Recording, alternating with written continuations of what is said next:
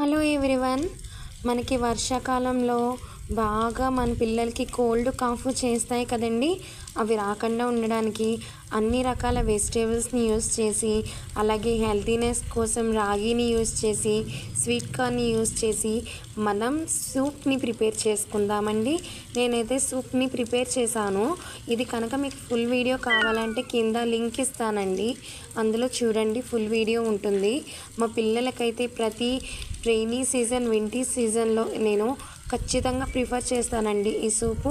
ఎందుకంటే మనం ఇందులో పెప్పర్ పౌడర్ యూస్ చేయడం వల్ల వాళ్ళకి కాఫ్ వచ్చినా లేకపోతే కోల్డ్ వచ్చినా వాళ్ళకి కొంచెం ఉపశమనంగా ఫీల్ అవుతారు.